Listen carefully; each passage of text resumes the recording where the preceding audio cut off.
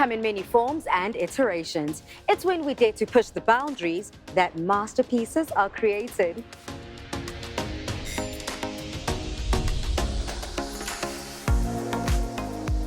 South African homes have truly come into their own over the last few decades.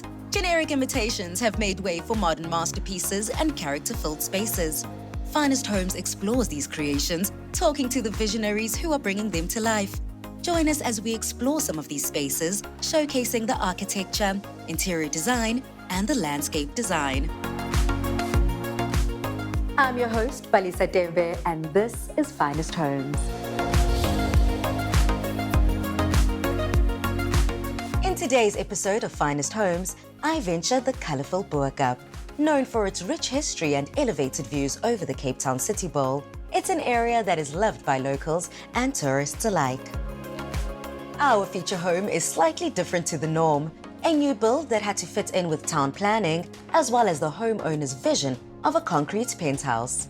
The architect responsible for this unique project is Stiekema of Team Architects. Hi, Balisa. Thank you so much. Hi. Come inside. I arrived to a structural building in the colourful Bo-kaap, your office, but I also believe it is a part of our feature home for today. Can you just tell us a bit about this building and how it came to be? Sure. It was an empty site. It's a gap between kind of the old historical fabric of the Bo-kaap. We've got an old Victorian house 2 doors down, a Georgian house on the left, and a Georgian Victorian house on the right. So it's a tight site. It's about 300 square meters only, surrounded by these 3 sides by buildings. Interestingly, the Bo-kaap, we're on the edge of the Bo-kaap, the kind of city edge of the Bo-kaap, and it's sort of separated from the city by the stone wall, the historical stone wall. So we're raised slightly off the kind of plane of the city. So we sit in a bit of a pedestal, we'd like to believe. We sit above the city.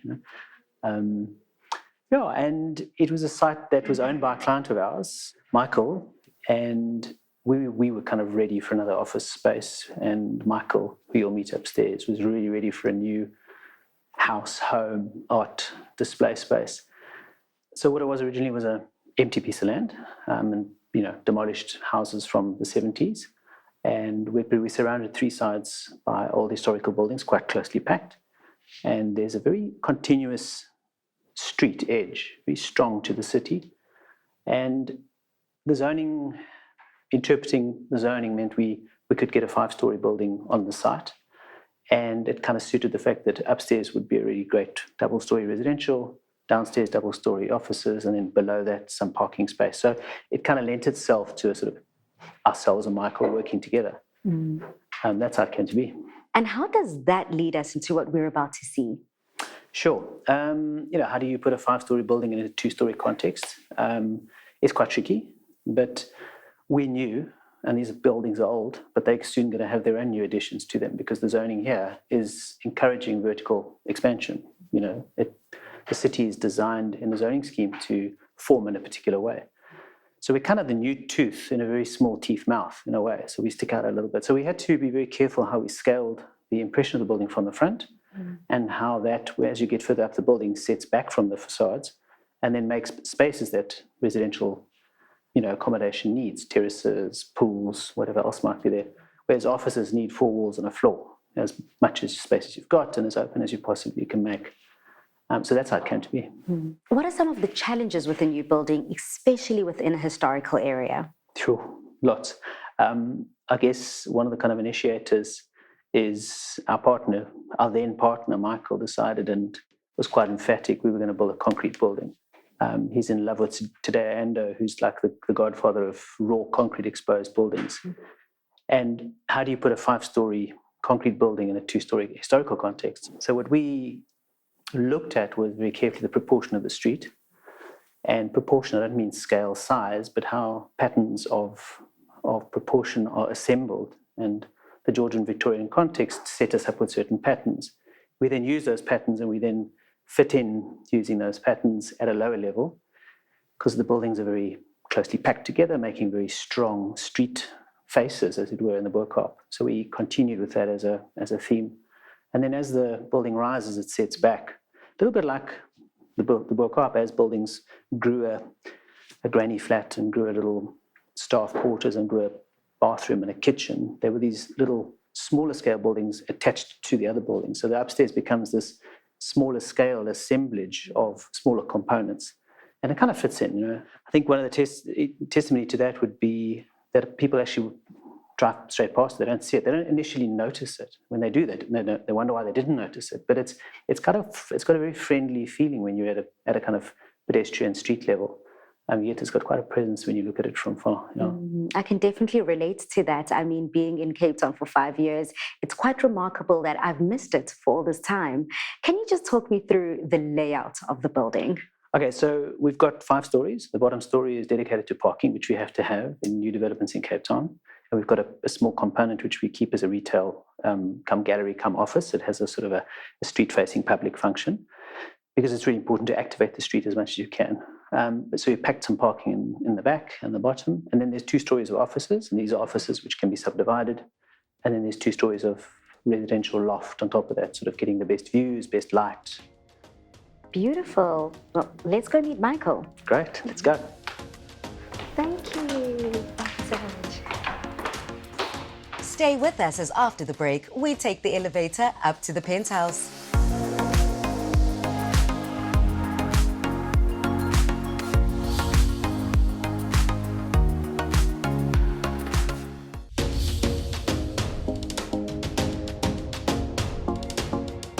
In today's episode of Finest Homes, I'm visiting a property that was built to tick multiple boxes.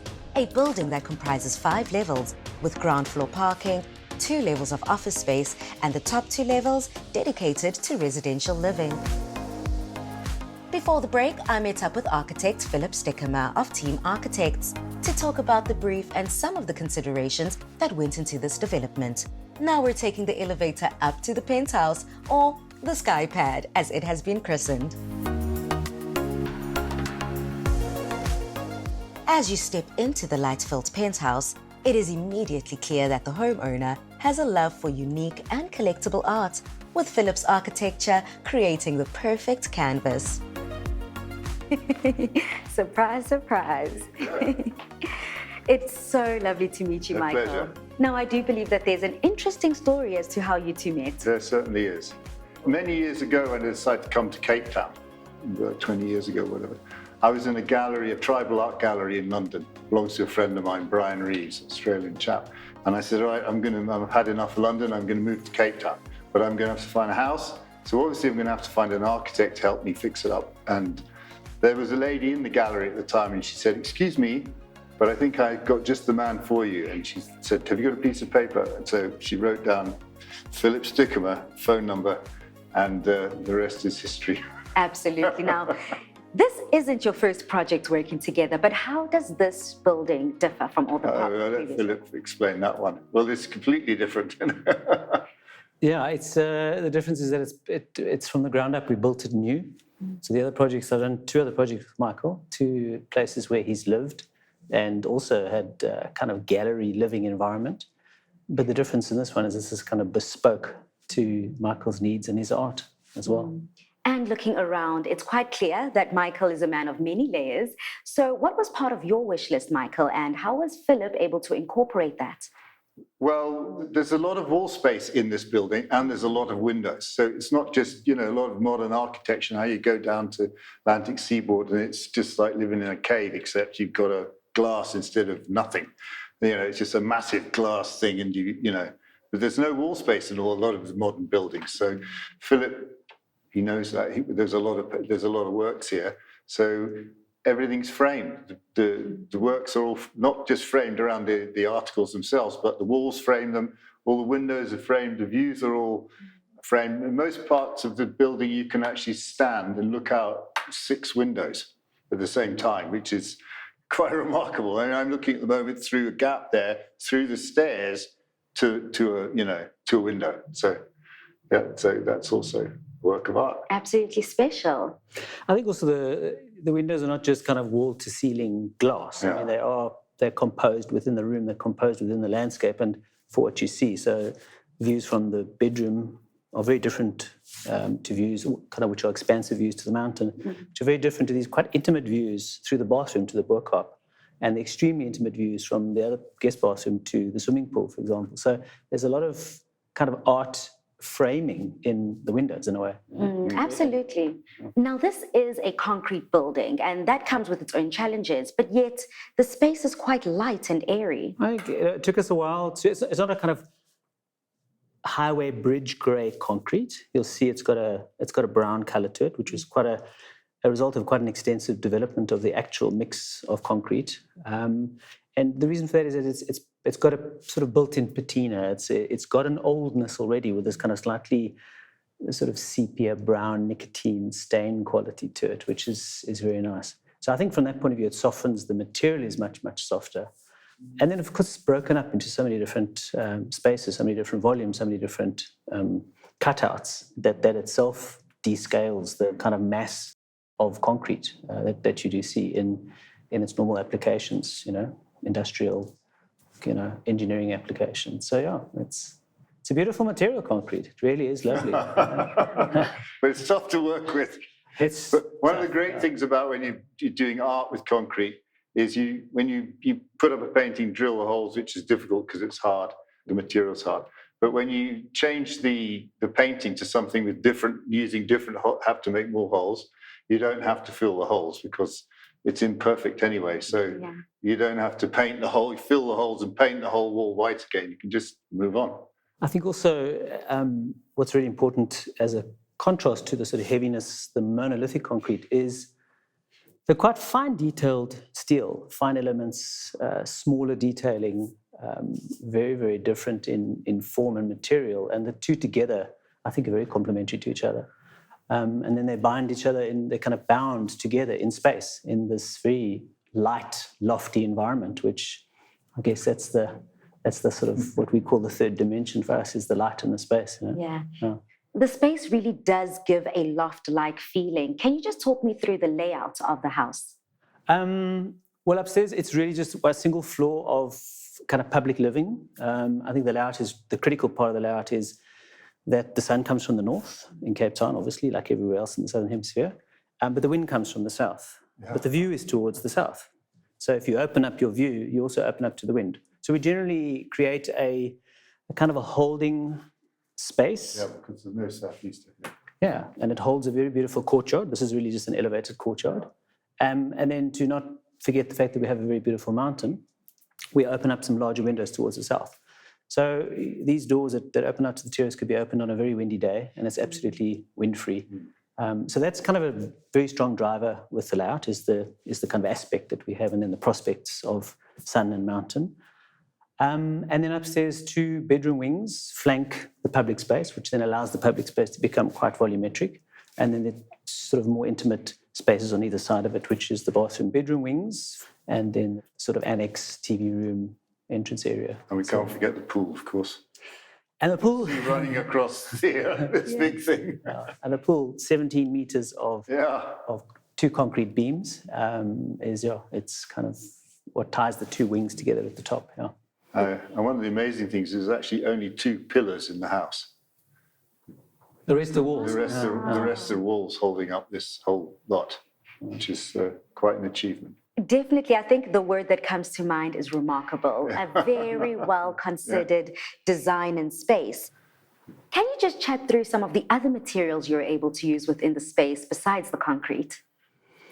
Well, concrete is such a fantastic material. I mean, it's in itself, it's not just one material. I mean, if you look at the way the light falls on the walls, it's not perfect. And it's not perfect in a way that natural materials are not perfect. Wood grain is not perfect. It's got a particular quality to it, which is different to any other piece of wood. So the other materials are either painted in a very background abstract color, blue, very dark blue, black for the steel, or the natural materials, whether it's marble, whether it's natural stone, whether it's even the zinc coating on the galvanizing, they're left in their natural state. Because concrete is a natural material. It's sand, cement, stone, lime, and water. There you go. And some bits and pieces, but no. With a home like this that lends itself to quite a lot of natural light, at night, there's so many beautiful touch points that you kind of want to put a spotlight on. How are you able to consider the lighting and the placement of the lighting within the space? Well, when we had the original, the plan of the building, you know where you're going to put various artworks. So you line up the lights to deal with the artworks. So they obviously had to go into central positions. The rest of the lights was really all around the artwork, apart from, well, obviously this is a kitchen, so I put 4 instead of what everyone else does, is 3. But Michael would come and say, I've got these 4 lights, we need to incorporate them. Come on, let's and we bought the lights before we dug a hole in the ground. And we'd spent 3 weeks planning these lights. But I think also to add to it, the collection of lights is like part of the collection of artwork. Yeah, they integrate very well. The furniture and the tracks are obviously to deal with the paintings themselves. Mm-hmm. I have to say, I think the artichoke light must be my favorite. And that's an original one too. Wow. Gentlemen, with an office space, it's so easy to just turn on an air conditioner.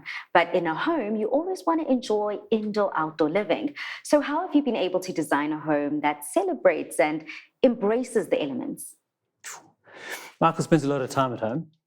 He really loves to be at home. Yeah, I think definitely. that's one of his real strong requirements was all the pleasures of being at home, although you, as you say, elevated.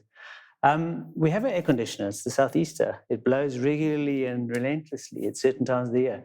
So the courtyard, which is the extension of the kitchen, the dining room, the living area, is facing the north. It's shaded from the sun, but it gets all the benefits of the heat in the morning, afternoon, and evening. And the natural. This is quite a big building in a quite a relatively less scaled area.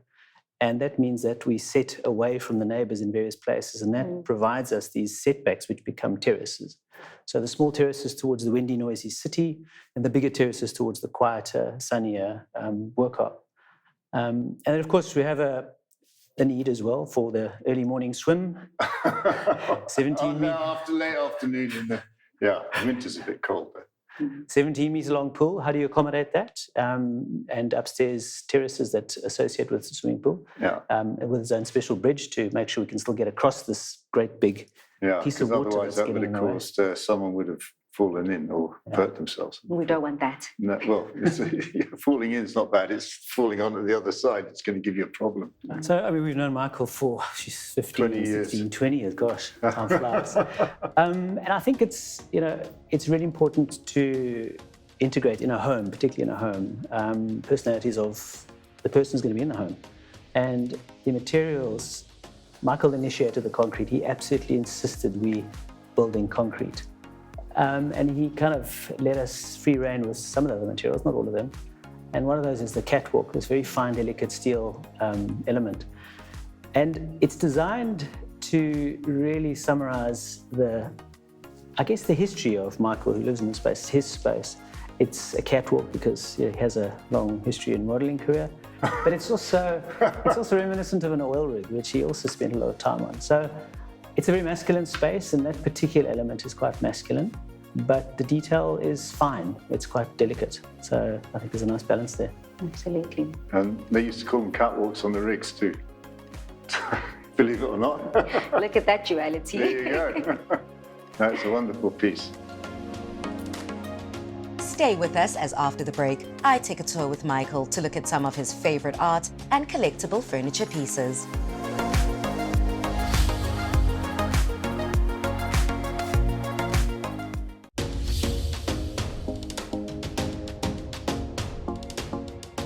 In today's episode of Finest Homes, I'm visiting a unique penthouse at the edge of the colourful Bo-kaap, a multi-use building that was developed by the owner and architect.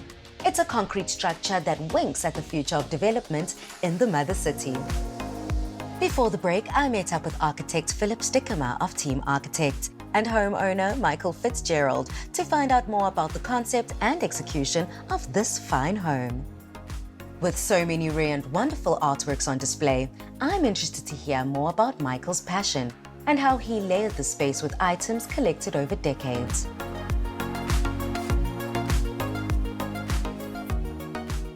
Now, Michael, would you consider yourself an art consultant? No, really. I always give myself the title of art hound. That kind of covers a lot of scenarios, as we could say, Very interesting title. What does that entail? Well, all kinds of things. Art for me is everything. It's my eyes. I picked up the habit as a young boy spending hours with traders, in East Africa from the age of about 6, I believe. And I just carried it on into my adult life, and contemporary art, furniture, tribal art, sculpture, whatnot, And for example, this is a classic example of not what I do, but what this house is about. This is a famous piece by Arne Vodder for Siblast, which was a manufacturing company, I believe in Denmark, late 50s.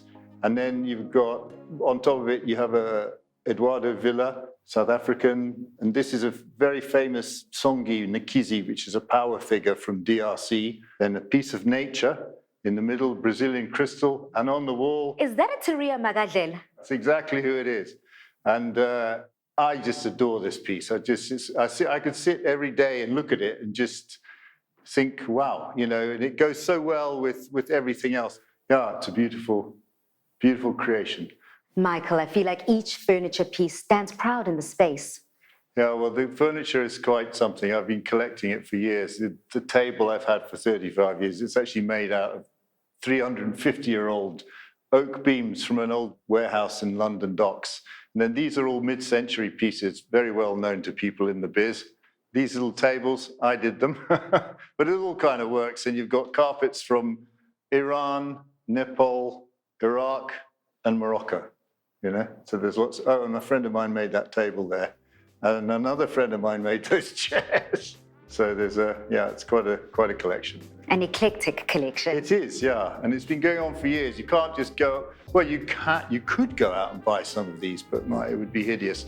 These things have gone, they're the modern antiques, all the new money, I don't know about here, but this is where they put their money now. It's not buying Chippendales anymore, it's buying Hans Wegner or Borg Morgensen or something like that, and the prices accordingly.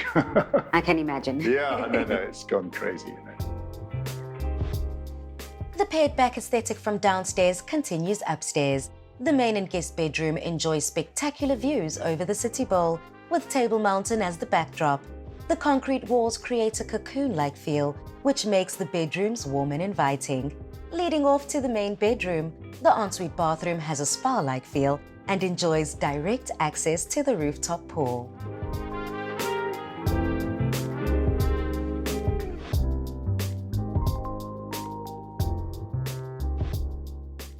So here we go, another one. So this is the study area. Nice shelving unit, KM, I think, or KF wall unit. Nana Ditzel desk, believe it or not, 1961 that was done. These Eames chairs, I believe they were late 40s. It's crazy. And then the modern painting on the wall here. But what I was talking about earlier on about concrete, you have to frame things carefully, because if you see that the color of the canvas is the same as the color of the wall, so it would almost melt into the wall. Into it. You don't really want that. You want it to be separate artwork, and the white barrier does that perfectly. You have to be very careful with concrete. What a well-curated space, truly. Thank you very much. Yeah.